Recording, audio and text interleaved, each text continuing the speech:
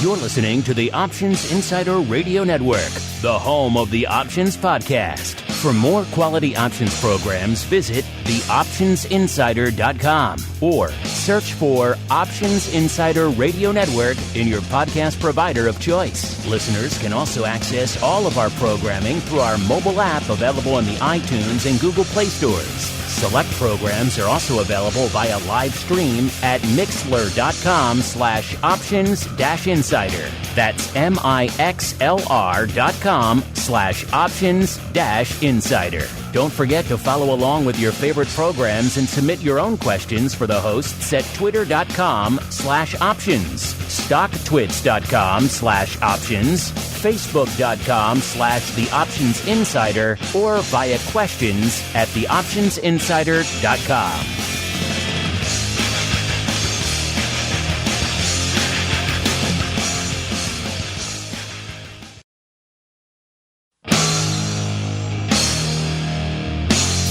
And now, it's time for the show that breaks down the options market from unusual activity alerts to market analysis, strategy overviews, listener questions, and much more. If it involves puts and calls, then our all-star panel will break it down. It's time to hit the Option Block with your host, Mark Longo from the Options Insider Media Group, and co-hosts, Uncle Mike TOSAW from St. Charles Wealth Management, along with Mark the Greasy Meatball Sebastian and Andrew the Rock Lobster GIOVINAZZI from OptionPit.com. And now, get ready to hit the Option Block.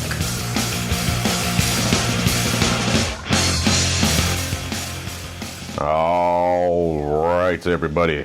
That music means we are back once again from the Southern Studio, coming at you hot and heavy, fast and furious here for another explosive edition of your bi-weekly options extravaganza, known far and wide as the Option Block. Hope all of you out there in our listening audience who are being impacted by this, or about to be impacted, I should say, by this crazy, they're calling it once-in-a-generation event from a weather perspective. I think it's touching everybody. All 50 states, they're saying at this point, or close to it. Maybe not, maybe Alaska's skating.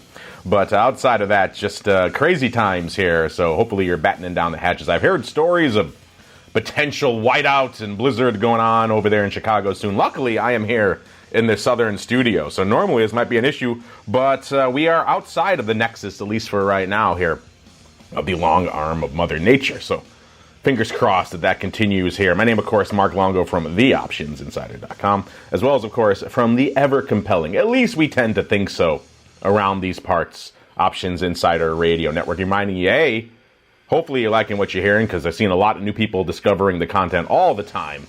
If you want to keep that partay continuing, listeners, keep rating and reviewing on your platform of choice. It clearly does help new people continue to discover the content. And of course, if you want more content in your lives, and hey, who doesn't? Maybe a week like this, you're snowed in, you need more to do, you need more to listen to, and these markets are crazy. You want someone to help explain and maybe talk you off the ledge a little bit in these crazy markets. Well, you know where to go. TheOptionsInsider.com/pro. What's waiting for you there? Well, just last week we had a pro explosion on the network, listeners. We did not just one, but two pro Q&As out there. We had Mr. John Smolin breaking down all sorts of crazy fun from his years as a market maker, some conspiracy stuff sneaking in there, all kinds of fun, as well as the uncleist of Mikes, Mr. Uncle Mike TOSAW, also answering all your questions, as well as options oddities at the end of the week, as well as live access to everything we did throughout the week. Closing in on 200 plus episodes there for your listening pleasure, just on the exclusive pro podcast feed. That's to say nothing about all the new stuff coming down the pike, as well as, of course, the giveaways, the sweet, sweet giveaways that are coming up every month out there on the pro side. TheOptionsInsider.com/pro is the place to go to join the ever-evolving, ever-fun partay over there. Let's see who's joining me on this dark side partay we got kicking off out there on the show today. First, let's go out. When we're talking dark side, there's only one name that springs to mind. That is the uncleist of Mike, Mr. Uncle Mike TOSAW from St. Charles Wealth Management. Uncle Mike, welcome back to the show on this dark side kind of day, sir. You know what? I think I just need to look at my screen upside down, and it's kind of the same effect of bullish days. Yeah, you just got to make sure your monitor is on a nice rotating bezel there, and you can just keep flipping it for days like today. It'll be perfect out there. And also joining us, the actual person who is our go-to person for dark side days, because every day is a dark side on the dark and stormy shores of Maine. He is the rockingest of lobsters, Mr. Andrew GIOVINAZZI from OptionPit.com. Mr. G, how go things out there in the land of the dark and stormy, sir? Well, all I have to do is you got to play Gonna Be Flying to the Danger Zone. It's Danger Zone time, my man. I did not think I would see it till the end of this. I thought we were done in 2022, but you know what? It's 2022, so there's always more. Yes, there's always another surprise. It's always another surprise waiting. If I was in the Chicago studio, I could probably fire that up for you. A little bit more challenging here on the go studio, the Southern studio. Maybe for tomorrow for Vol Views. If you join me for Vol Views, I can get you a taste of the Danger Zone. But right now, listeners, it's time for a taste of the trading block. It's time to break down the latest topics, trades, and trends in the world of options. It's time for the Trading Block. All right, listeners, welcome to the Trading Block, the portion of the show where we do just that. We break down, man, what the heck is trading? What is lighting up the tape out there today? And as we were joking about earlier, listeners, a whole bunch of red on the screen. You know, I go away for a few days, a few sessions in a row, and the whole market just goes to hell, listeners. That just goes to show how important the option block and all of our live programming is to maintaining some semblance of order out there in the markets. But we'll try to struggle through it. Nonetheless, yes, of course, we had a big sell-off earlier in the week. Yesterday, it seemed like maybe the bulls could get some of their mojo back. We started driving the things up. Most of the major indices were up over somewhere in the neighborhood of 1.5% for a large portion of the day yesterday. So maybe it was BTFD season. Who knows? And then today it was just it was the mother of all bull traps yesterday, because they're coming for you today. The bears have their claws out. They have cut the guts out from the bulls. And they are feasting on the entrails, just to keep that graphic metaphor alive out there. The S&P right now off 2.75%. The Dow off about 2.25%. The NASDAQ saying, hold my bear kids, off 3.5% right now. There is a whole heck of a lot of blood on the screen right now, listeners. So just a lot of craziness to get to. And it's interesting because in the first part of the sell-off, when we were hanging out down around 2%, even not that long, about an hour before showtime, vol was kind of unched. VIX was maybe up about 1/10 of a point, 0.2 of a point, even given all the red we had seen out there, because the markets are just kind of inured to this at this point. They've seen it 8 bazillion times since 2020. One more time, not going to shock them. But it does seem like this second leg down, past 2%, getting down to this 2.75% for the S&P and beyond range. This is starting to send some reverberations back through the market again. Going back to what the Rock Lobster was just alluding to, the danger zone. We are starting to kiss it again. VIX was pretty much unched right before showtime, which again is another reason why you can't prep for these shows more than about 10 minutes at a time, listeners, because other than that, you're just barking up the wrong tree, because the markets change that quickly out there, listeners. Coming into showtime now, we do have VIX up about 2 points, about a 2360. Again, you're talking about a 2-point swing in just a span of a few minutes out there. It was literally unched not that long before showtime. So that just, again, shows you how much things are rocking and rolling out there right now. Our old friend VVIX after yesterday, we had seen things kind of falling off out there, listeners. The vol, not so much out there. Was that back to about an 81? Puts it down 9 points from Monday's show. If you're watching these markets, you know that really is not where it should be hanging out. And as we re-rack it now, as we kick off the show, it's up to about an 86 again. So that puts it still down, but only down about 4 points from where it was on Monday's show. So vol, given how much we're moving around, listeners, vol needs to be a little bit frothy. VXX, our friend that we had washed our hands of, is now saying, hey, look at me again, 1510 when we kicked off the show, up about 0.5 point from where it was this time last week. UVXY, will we get a reverse split? Not today, listeners. 760, up about 1/3, a little more than 1/3 of a point out there right now. SVIX, our inverse friend, coming back the other way. By the way, again, most of these numbers, listeners, about an hour ago, they were all unched. So this is all movement just in the last few minutes out here. SVIX, 13.75, down about 0.5 point. UVIX, also trying to race UVXY to zero at a 670, up about 0.4 of a point. And our old friend Vol Q was at about a 27, not that long before showtime. That puts it up about 1.7 points. And guess what, listeners? It's ticked up again to about a 28.60 right as we kick off the show. That puts it up 3.3 points from where it was this time last week. And again, that should come as no surprise. NASDAQ's off 3.5%. So things are wild. Speaking of wild, Uncle Mike has some wild business to attend to today, so he's going to hit us for the trading block. Then he's got to roll on out, I think, to go shovel his driveway and prepare for the snow apocalypse that's coming. So, Uncle Mike, what is lighting up your tape out there in the hinterlands of St. Charles today? Well, besides the snow that's about to come, or may not come, there seems to be a lot of indecisiveness on this in the weather community, but we'll see.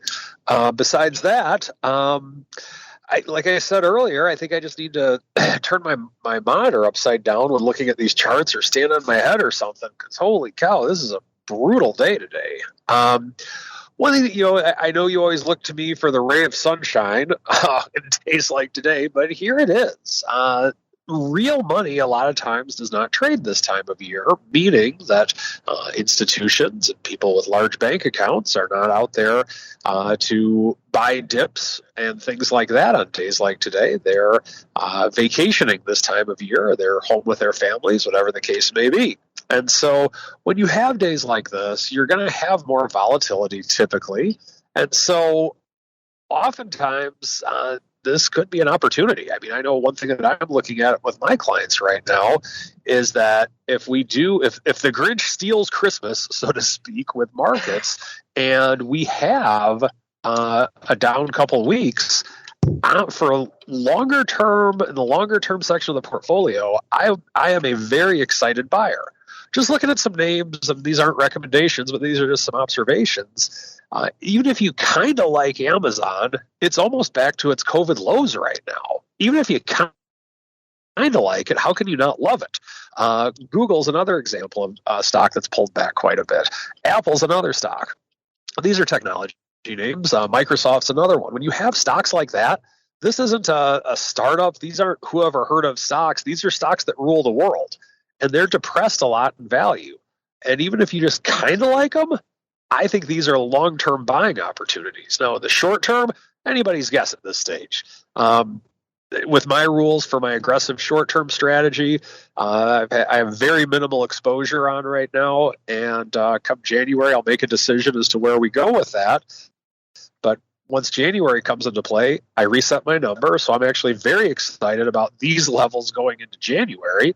Next couple of weeks might not be so fun if you're trying to be active and bullish at the same time, but going into January, there's a lot of reasons to be optimistic. You just have to be optimistic in the right spots. The other thing that I'm really liking right now are bonds. It's one thing, the gripe that we've had about bonds for years and years and years. Why do I want to take on the exposure of the bond market for a 0.2% yield, for a 1% yield, or whatever? Well, that's not there anymore. And so the reason with which bonds will go down, if they go down, if we continue to raise rates. Now, if we continue to raise rates, number one, I think we're towards the end of the rate raising cycle. We'll see. I could be wrong. We could have just major awful inflation. You never know. But I do think we're towards the end of it. But if we do continue to raise, at least you're going to be in something with a 3 to 5% yield on it. So that's the things that I like, and that's what I'm seeing today. Aside from just the carnage and blood on the streets, as Mark likes to put it, today, I think if you can just keep your sanity and handle times like today, there are some serious opportunities there. They're just in different spots. Carnage and blood. I would never use such colorful language, Uncle Mike. How dare you cast aspersions in my direction? You're a walking thesaurus. You use those terms all the time. Just for that, I'm going to hang up on you now. But before I do that, sir, if you want to leave our audience with any parting thoughts, any words of wisdom, anything to live by, anything you're watching until our Monday show, any quick, I know you're not going to do a strategy block today, but any quick hints along those lines. And also, if folks want to find out more about the Uncle Mike content empire, where should they go? What should they do? For the content empire, feel free to follow me on Twitter at Mike TOSAW, TOSAW. If you are looking to have a conversation with me, check out my website, stcharleswealth.com. And as for what I'm watching, I'm watching what I said I'd watch a little bit ago, but I think the next level for the S&P, lows of the year are 3,500. And if we have just a couple more days like today, we're going to be there. So hoping we don't see it, but if we do, you never know. Merry Christmas, everybody. There he goes, Uncle Mike TOSAW from stcharleswealth.com. All right, Mr. Rock Lobster, we got rid of that guy. So now the real show can start. Now the fun can begin. Mr. Rock Lobster, this is just a horrific, what did Uncle Mike say? Just a day of bloodletting and carnage. What's lighting up your tape out there in this horrific bloodletting red day, sir? Well, all I know is you got to fly into the danger zone. Danger zone. You started off so weird. I keep thinking you're singing "Fly Me to the Moon." It's like, why are you singing an old lounge song right now? Because I can't sing. That's true. I probably was doing Danger Zone to Fly Me to the Moon. I think that's what you were doing, which was kind of throwing me, and I'm guessing a large segment of our audience off as well. You got to do that. I think do. There we go. You got to get into the tune, you know. I think I've just driven many of your listeners to put their heads under rocks, to put their phones away, to stop listening to the show. Luckily, I can mute you. They don't have that privilege. Exactly. Well, that is one of the benefits of being the a benevolent dictator, by the way. I just like about 10 minutes ago, my kid just went down and did a polar bear dip in the freezing water. He came back in one piece, though, so that part's good. So clearly, somebody with no fear. Was it it a challenge? Did you bet him something? Why did he do this? No, just a little, a little wake up. It's 28 degrees out. The water's, the ocean's chilly. Just, but the ocean's warmer than the air. So, as you do when you're a teenager living on the shores of Maine, you just throw yourself into sub-zero waters because why not? Exactly. The hardest part is just making sure you don't slip on the ice. And smack your head going in, because there's no docks. Everybody has their docks pulled up, so you gotta go old fashioned. You gotta go the old fashioned. Are the clam pirates? Are they that hardcore? Are they still out in the sub-zero weather? We did have a clam pirate on Monday. I had to be better at sending you, because I do snap the pictures, but I don't think I sent you a picture of the clam pirate. But yes, we did. There was at the beginning of the week. Now it's getting a little chillier. I think a couple things. One is, the inflation picture, and the thing is, like, the rate of inflation is still bad, but it's not as bad as it was, right? And I think, if you start looking at, inflation rates toward the end, right, of the last 6 months are starting to come in a little bit. I still kind of got this. I think the sort of with the Federal Reserve over the last 10 years, I have to say, I think they've been a little drunk with power. They're kind of like the bull in the china shop. They get into the china shop, they make a mess, and they will eventually get out. But my gosh, the damage they're going to do in the meantime. If they just didn't do anything, just leave it alone, put it down, just don't bite the apple. It feels like they're doing more harm than good at this point. However, I am all for them raising interest rates, because clearly the $1.7 trillion omnibus 4,500-page spending bill, which I guarantee no average person is going to benefit from in this country. The average person, meaning somebody that's not, in Congress or, something like that. The average person, I don't see how they benefit at all. Solving no problems, but spending a fortune that they got to borrow. So the only way that they're going to stop is when rates eventually get to be so expensive they can't do it anymore. That's the grumpy curmudgeon coming out on that one. But that's how I see that. It's totally absurd. Both parties, this is you can't really blame one party or the other, although every incumbent party has certainly helped to kick this over. So I think that is definitely, as soon as they pass that, the market has gone straight down, by the way.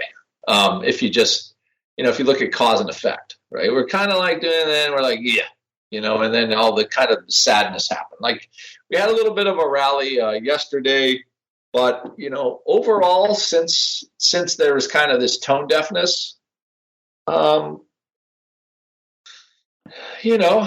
it's just not good, right? It's not good. That's the simple thing I would say. So you do have VIX at a 24 again. We are back in zone 4, and you would think that, hey, these are kind of numbers that would have been hit later, but they're hit now. And is this us going back to a new lower number? I mean, I think didn't we have like a better GDP number today? Well, they revised it upward, and we sell off because of that. Again, not quite sure. I thought it all kind of started off because the MU just had really bad earnings. Like we're supposed to have a chip shortage, and now MU is just in the basement, as with the other semiconductors. So what I would echo TOSAW saying, hey, there's probably some opportunities in stocks. Can stocks be lower in the next 3 months or 6 months after you make some purchases over the next month or so? Very possible. So I would say at least right now, these things are looking kind of grim. As far as the sentiment is very poor, VIX is back up to 24. And at the end of the day, I will definitely be taking some profits and some VIX calls unless we close on a high, meaning like they're going to bid the vol all the way into the close, and then we're like, who knows where we're going to be. So, you look at this and you say, half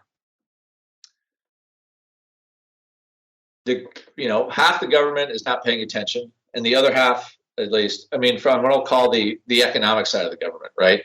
So the Treasury is clearly not telling Congress anything because I believe this administration just views policy success as throwing money at something and the problem is solved.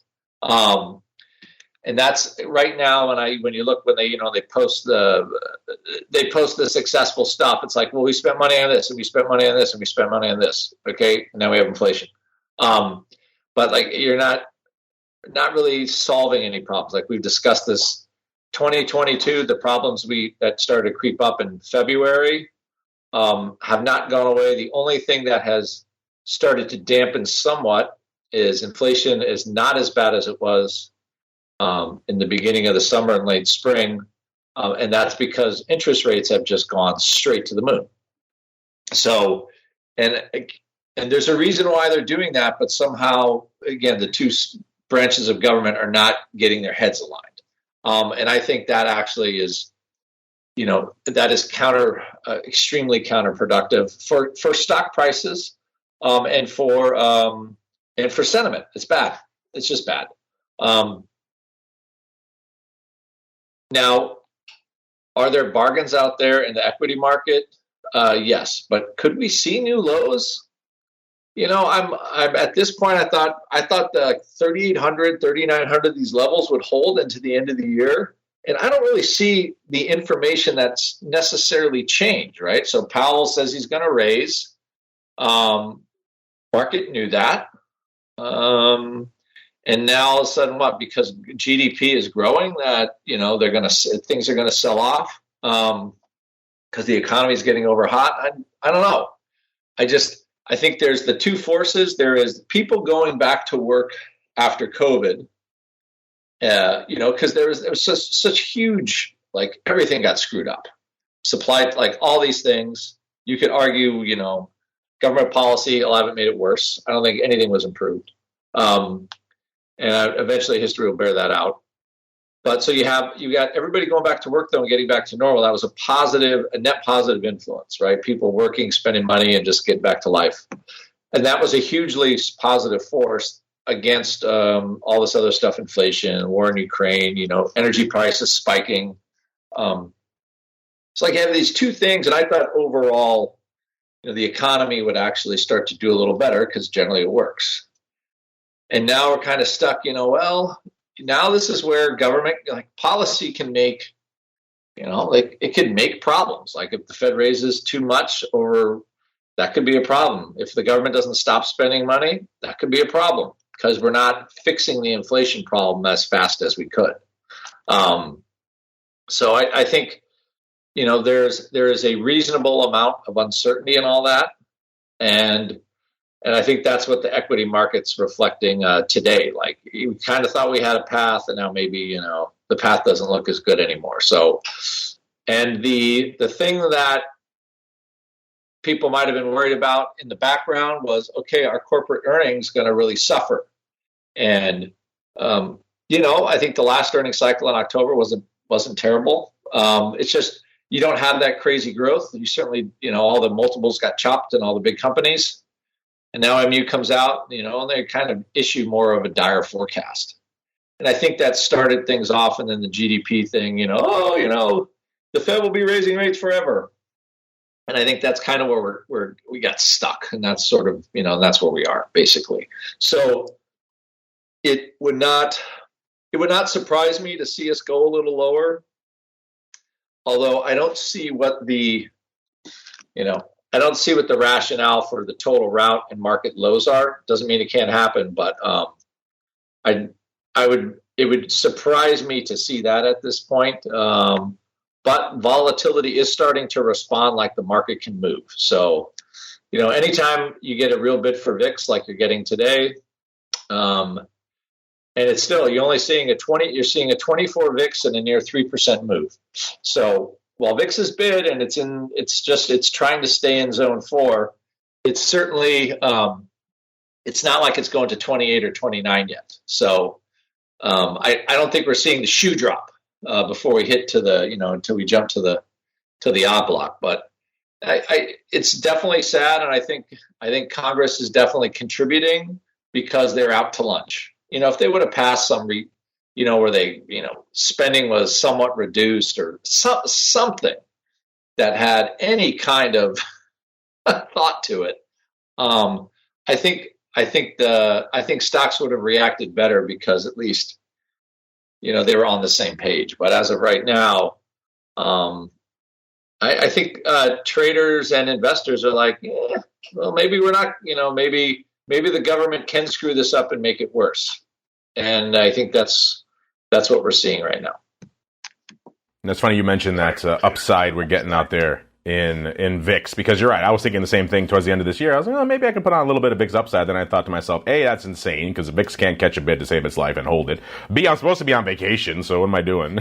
And C, what is the argument for a leg up for VIX towards the end of the year? And here we go. Here we get. You're right. The shoe has not dropped yet. We're not hitting a 29 or a 30 or even threatening that. But you're right. In the last hour and change, it does seem like the tenor of the market has shifted a little bit. We are starting to price in a little bit more turbulence, a little bit more froth. I do think this second leg of the sell-off today took a lot of people by surprise, and it is kind of interesting to see the reverberations of that throughout the market right now. Let's see how that's reverberating from a volume perspective, listeners.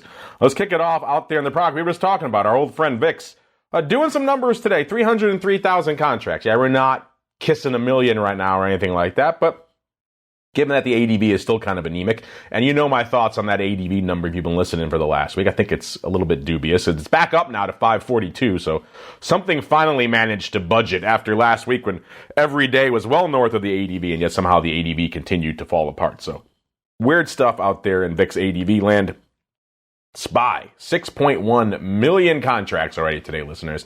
So SPY ain't playing today, listeners. Bringing the heat, bringing the thunder. ADV, almost 8 million, 7.96 million out there. The S, 1.7 million contracts, listeners. I'm willing to wager a whole bunch of those 0 DTE contracts are flying right now, making up a good percentage of that 1.7 million. The ADV, 2.53 million. Got a feeling they're going to hit that today. Small caps, actually doing all right, even though they're not blowing the doors off, 424,000. Now, that looks decent when you compare it to the kind of anemic ADV right now of 768. Remember, it wasn't too long ago that was kissing a million as well. So if you look at it through the lens of a couple of weeks ago, not great numbers. If you look at it from this, again, these weird kind of ADV numbers we're looking at right now, it looks a little bit better in that context. The Qs, 2.1 million contracts, the ADV, 2.6 million. So yeah, spoiler alert, the Qs are going to hit their number today, listeners, because the queues are just falling out of bed. Let's get to the top 10 most actives. And again, this is one of those days where the macro is so turbulent.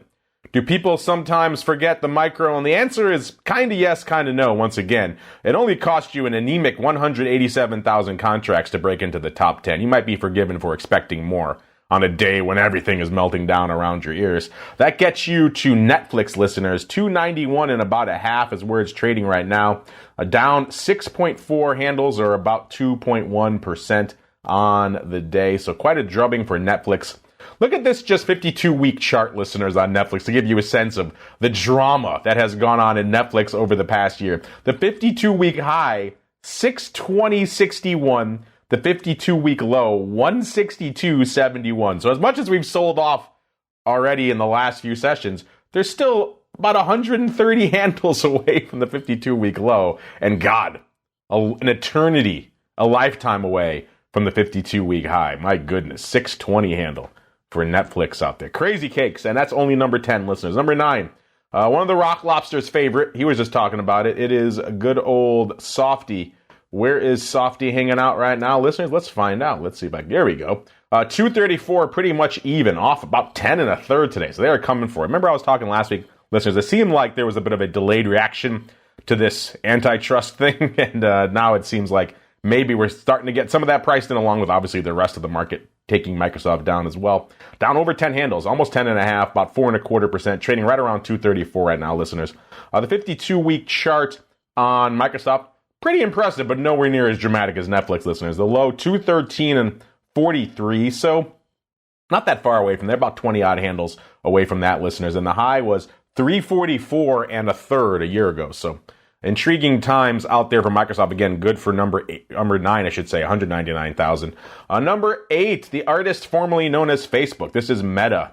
Coming for it today, 5.2 handles to the dark side, off about 4.3%, trading right around 114.60 right now. And again, that is substantially north of where it was just about a month ago when we did that Meta versus Amazon poll, where the overwhelming majority of you folks chose Amazon, and yet Meta has just run away with it. The job cuts really just seem to be music to the streets' ears. They really rallied it. Now it's still coming back off, but obviously a long way to go to get to that 52-week low again of 88.09. But good today for 229,000. Number 7 is what the Rock Lobster was just talking about, listeners out there. We've got our old friend Micron. I was just saying last week on the show, you haven't talked about Micron in a while. Now it seems like everybody can't shut up about Micron. Number 7, 245,000 contracts. Micron off 2.6 handles, trading right around 48.5, off about a little over 5, about 5.1% on the day. This is another one. Interesting chart on the year. A year ago, 98 and about a half. Right now, 48.43. That's the low that came in today. So we're at the 52-week low for Micron out there. Intriguing stuff. Since we're talking Micron, we might as well just transition right to the chip zone, listeners, at number 6. AMD, 62 and a half, off 5.2 handles, or 7.7% today. So, man, they are coming for this sector today.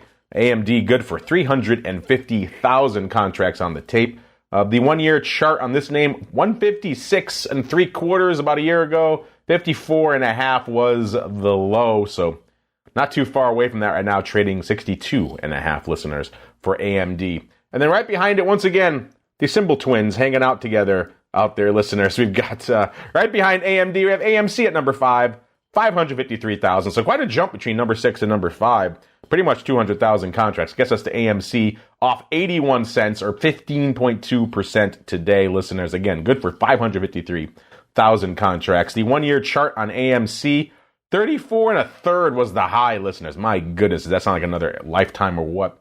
The low, 411, pretty much within spitting distance of that right now, listeners. And then we jump up again to number 4. It's the aforementioned Amazonians out there, listeners. Holding court, 554,000, just 1,000 contracts more than AMC right now, trading 82.30. So as I mentioned, what a tale of two different fortunes since our poll with Amazon and Meta. Meta's just been off to the races, and Amazon continues to languish. Uncle Mike talking about they're hanging out at pretty much pandemic era lows. 82.30, like I said right now, off $4.50, or nearly 5.2% on the day. On the year, a year ago was 173, and right now I get 82 and a quarter is the 52-week low. They hit that today, so establishing a new 52-week low. A lot of you liking Amazon in our poll about a month ago. You must love it now at 82 and change, but intriguing stuff out there. Then we go back, listeners, back to the chip zone. A little bit of distance today between AMD and in its compatriot there in the chip zone, which is NVIDIA. NVIDIA up at number 3, 587,000. It's been a long time since something has knocked Amazon off the number 3 spot. Not by much, but enough. 587,000 gets us to NVIDIA because, like we said, the chips and this whole zone is in a very terrible focus today. Trading a little bit shy of 150 right now, off 15 handles on the day, or 9.1%. Man, they are coming for NVIDIA today. 52-week high, listeners, 313.30. Ouch. 52-week low, 108.13. So we're still pretty far away from the 52-week low, listeners. It's going to take a while. Got 40-odd handles to get back down to there. But still, they are doing a good job of it today. 15 handles coming off the top there for NVIDIA. Then we get to number 2. You can probably guess what number 2 is, listeners. It's kind of glued to the number 2 spot right now. This is the fruit company, and I've said it before. The market doesn't like when Apple is red, and man, Apple is red today. 5 handles pretty much exactly to the dark side, trading 130 and about 2/3, off about 3.5% on the day. Let's see, the low for today pretty much was about 130 and about 1/3, so they're hovering right around their low for the day. On the year, you know the deal. The 52-week low is 129.04. That's going to be interesting to watch. It's going to be a big deal if Apple does indeed break that, because then again, that's kind of been a floor for Apple for a while. It has bounced off the low 130 level a couple of times over the last few months. It seems like the market was not ready to take it down there. Is it ready to take it there today? Day like today, all bets are off out there today. If we break the 129.04 level for Apple, listeners, that's going to be interesting. Look out below there, 980,000 contracts on the tape for Apple. And then what do we even say about Tesla, listeners? This name has just been the volume, the price action, all of it is just on another level right now. Tesla off 12 3/4 handles, or 9.25%, trading 124.83 right now. It got lower. It got down about to 122 and about 1/4 earlier this morning. So Tesla's been selling off on the days when the market rallies. So the day when the market sells off, they're going to come for it again. The market not liking many things about Tesla right now. Issues with China, issues with Musk splitting his focus to Twitter. Many issues are weighing on Tesla right now, and all that lighting it up to the tune of 3.4 million contract listeners. So you're talking more than 3x Apple right now. That is a heck of a lot of paper. Man, you folks are trading up Tesla. And this chart is not going to be music to the ears of the Tesla bulls. 402.67 is the 52-week high. 122.25 was the 52-week low. That came, guess when? This morning, listeners. So we are pretty much hovering right at, every day is a new 52-week low, it seems like, for Tesla. It might be another interesting poll. There's a lot more to be parsed in some of these names that they have just really taken to the woodshed out there, listeners. Intriguing stuff. We mentioned Micron earnings. This has obviously been an interesting period. Obviously, earnings season proper is mostly behind us, but again, earnings never go away entirely, as witnessed today's action with Micron and everything else going on this week. We had Micron this week, we had CarMax, we had Nike. Nike actually very much to blame for the rally yesterday. A lot of folks thought the good news coming out of Nike, maybe Nike getting some of their inventory and inflation issues behind them, maybe that was a good sign for the market. The market taking any ray of hope it can get to rally about 1.5% today, largely on the back of Nike yesterday, and today turning to the dark side with Micron and others. So even though the bulk of earnings season is behind us, it still packs a punch. There still are some interesting nuggets to parse. You, of course, can find all that data, because we love you folks, theoptionsinsider.com. Click on the Options News and Articles tab to begin your journey to the dark side as we continue our journey into the odd block.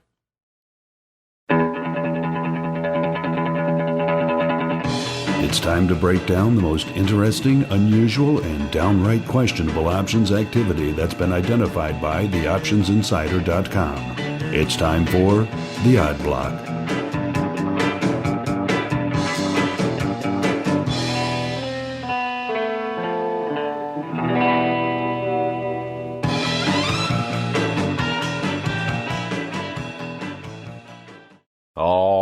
right, everybody, welcome to the portion of the show where we get weird, we get wild. Good thing we kicked that Uncle Mike to the curb. He's not ready for this level of weirdness. Let's get on out. Mr. Rock Lobster, allow me to put a hypothesis before you. Have you ever heard of such a mad thing as someone coming to the market and buying a large number of REIT puts? What would you say if I said something like that to you? Would it blow your mind completely? I would have to say that's madness. Who would do such a thing? Who would do such a thing? Apparently, everyone is doing such a thing. This is just the trade du jour. Listeners, if you're one of our many new listeners to the show and to the network, go back and check out some of the archives of this show. If you're on the pro side, go check out Options Oddities. We've gotten into it even more there. It's been just a put-palooza in many names, including one of our returning favorites again today, listeners, Ares Capital Corp, ticker symbol ARCC, trading right around $18 right now, off about 2/3 of a buck, or about 3.5%.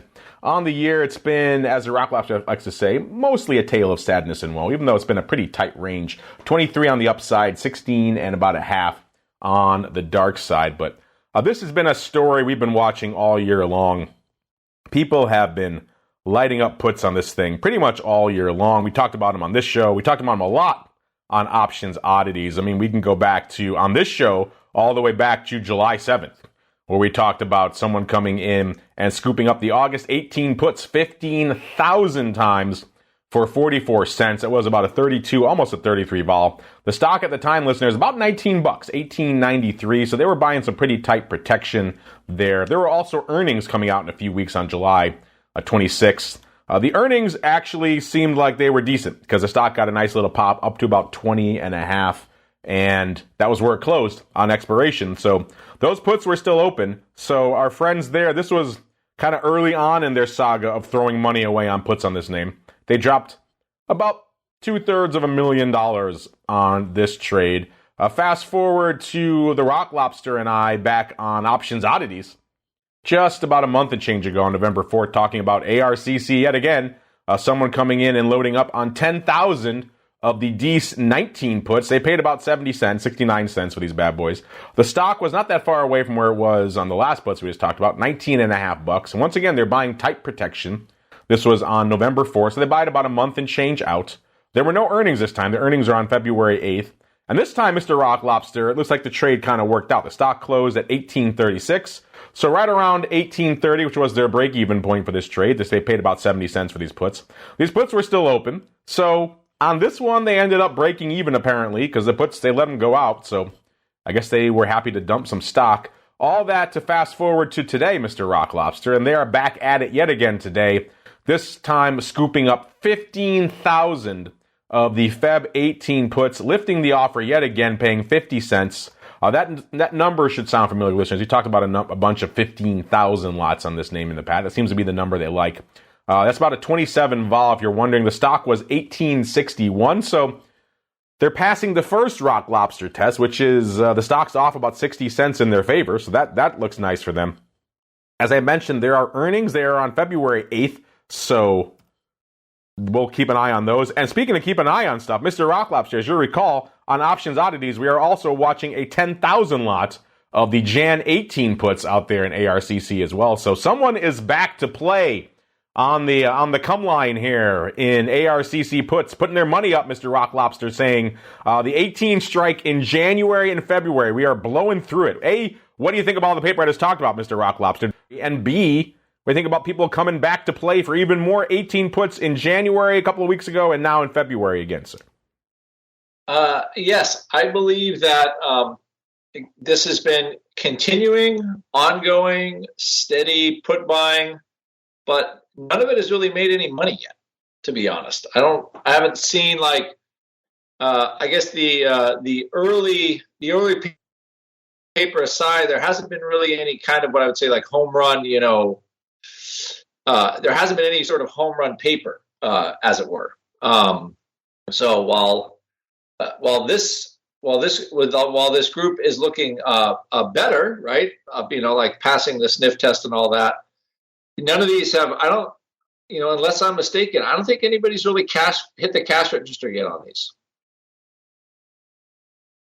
No, not really. We had that one that kind of did all right, but they pretty much by doing all right, I mean they broke even. Right. That's about the best we've seen so far. So you're right. They've been throwing a lot of money to the downside, yet to see it pay off. They are back on the 18 line for size, Mr. Rock Lobster. We shall see if that pays off in the coming weeks. And how about, Mr. Rock Lobster? How about keeping that gambling analogy going? How about if I see your ARCC and I raise you a dose of EPR Properties? This is formerly Entertainment Properties Trust. This is a REIT out of Kansas City that invests in amusement parks, movie theaters, ski resorts, and other entertainment properties. How if I threw that at you, Mr. Rock Lobster? What would you say? I would say, oh my gosh, what delights do you have in store?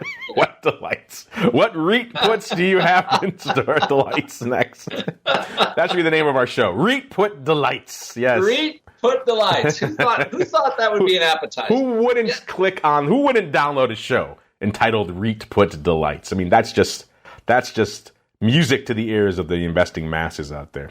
Yes. Let's see. Right now, 3681 listeners off about 9 1/3 just over the last year, about $2.50 today. So they are coming for no delights for EPR today. A year ago, 46.15. Then they sold it off to about $43 in January. Then they rallied it hard to pretty much its 52-week high of about 56 1/3.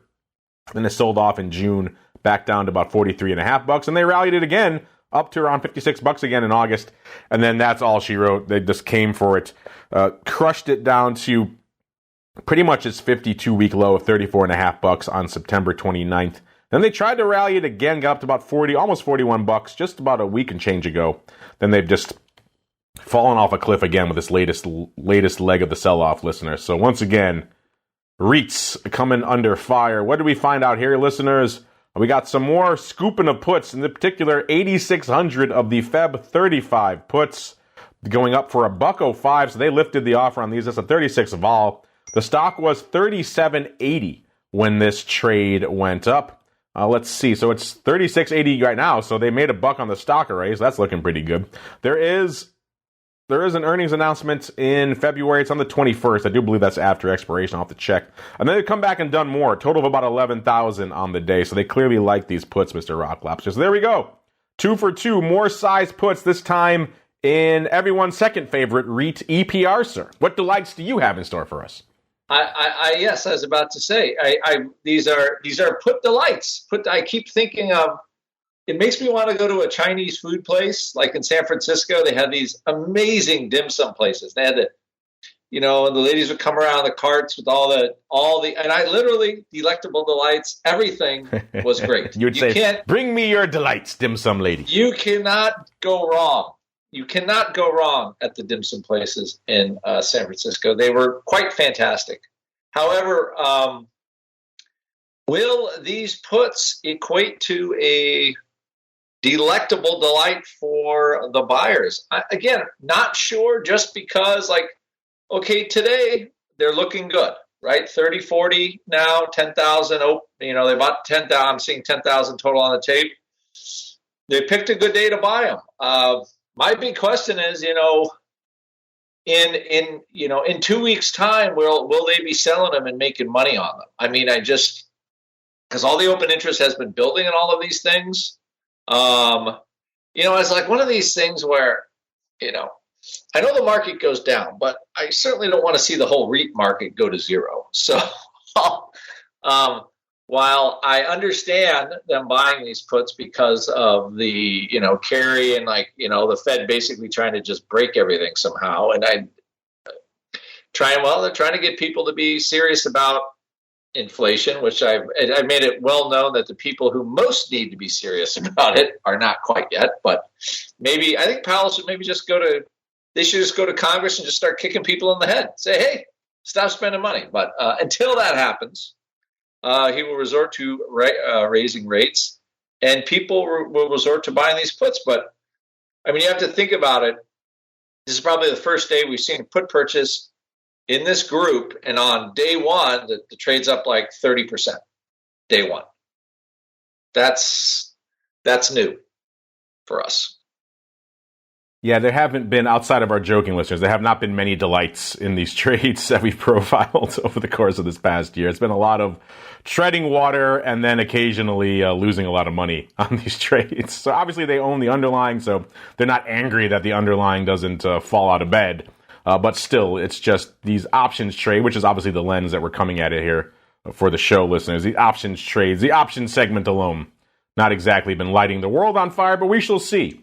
And Mr. Rocklopster, speaking of names that have not been lighting the world on fire, let's get out of here on a name. We kind of kicked off the year, maybe in end of Q1 once all the invasion madness started unfolding, talking about a lot of people really fading this name and some other names out there. This is Deutsche Bank. We were talking about weekly puts going up in Deutsche Bank for size, and it seemed like someone thought Deutsche Bank was going out of business tomorrow. You know, it was pretty aggressively pessimistic paper.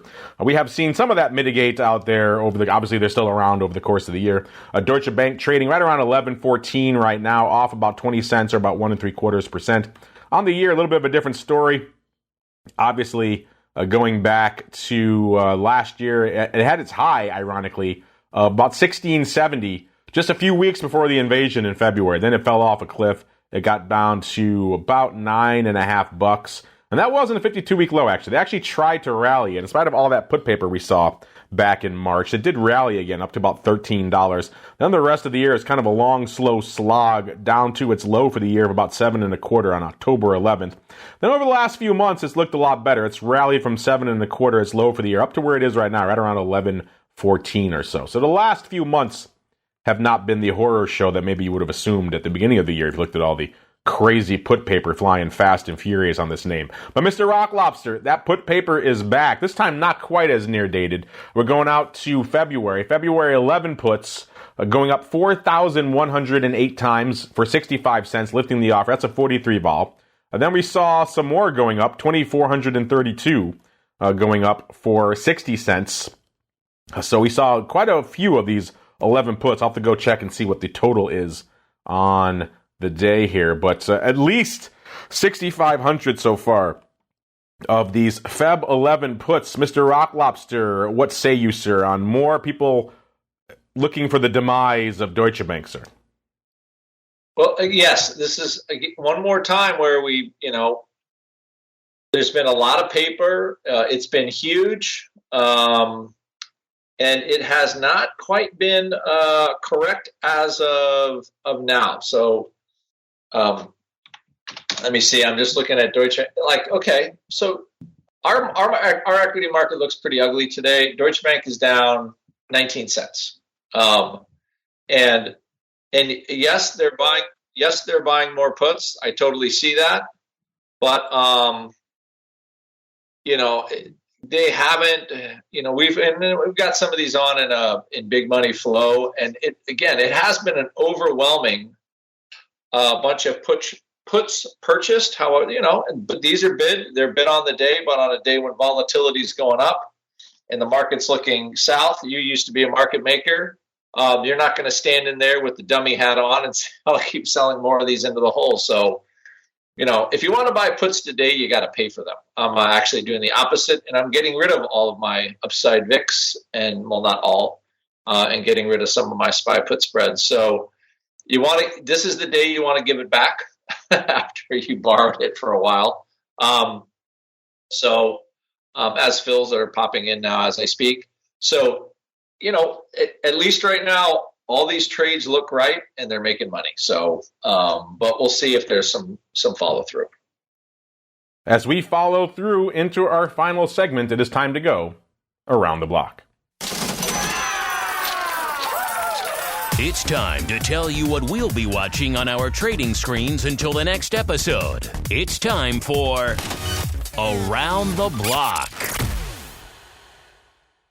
All right, everybody, welcome to Around the Block, the portion of the show where we tell you what we're keeping an eye on. Before we do that, really quickly, listeners, let's check in on our question of the week. You guys are coming in fast and furious. Still got about a day to go, so if you're listening on the on-demand side, listeners, head on over to @options. If you don't see it pinned there on our Twitter, it'll be just a few down. Scroll down. You can vote in our poll. We asked you this week, it's the holiday season, and many stocks are looking cheaper heading into the new year, even cheaper right now. if you could receive a gift of a 10% out of the money call. Remember, this is a gift. You're not paying. A lot of people wrote in and said, I wouldn't buy any of these. You don't have to. It's a gift. Someone is giving this to you in your holiday stocking of choice.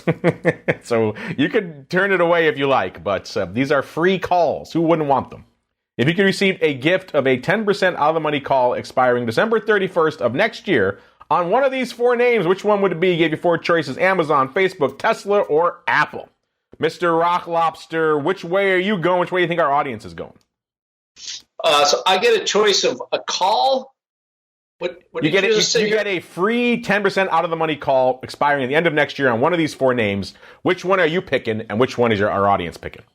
Oh, wow. Oh, that's nice. That's a nice choice. 10% out of the money call. We thought so. Wow. So let's see, what's Tesla down to 150? So that would only be like $15 higher. Wow. I just think on current trends, I think I would buy the Tesla call. And I think our audience, though, I think they're going to go with tried and true Apple. I would take the Tesla call just as if it's free, I'm going Tesla. But I think the audience would pick Apple. It's kind of hard to fault that logic. Tesla can do that in a day. They're almost down 10% today. I think they might be. I mean, that 10% could easily, let's see, Tesla, we just had them up before. Yeah, they're down about 9.25% today. So yes, they could do that in a day easily, Mr. Rock Lobster. But you are correct. The audience choosing Apple, about 35%, 34.9%. Number 2 is actually Amazon, 26.7%. Number 3 is Tesla, hot on its heels, 25.6%. No love, Mr. Rock Lobster, for Facebook Meta, only 12.8%. So nobody loving the old FB or the former FB, now Meta out there, Mr. Rock Lobster. So intriguing stuff. Get out there at options to vote if you haven't, listeners, even though I know a lot of you have been piling in. Mr. Rock Lobster, what are you keeping an eye on for the rest of the week until our next option block, sir? Well, I won't sing it because I already hurt the listeners too much. But I am looking at the danger zone. I'm starting to trim some upside here. Today as the ding, ding, dings were going off. I'm not going to complain about today. I have to be honest. But just if we can maintain zone 4, always hard to do, actually, except in 2022. And remember we talked about, that 6 month realized vol being 24, 25, 26. It's still rearing its ugly head and it's not going away. So I would just say to listeners, you want to be cautious and cognizant of that. And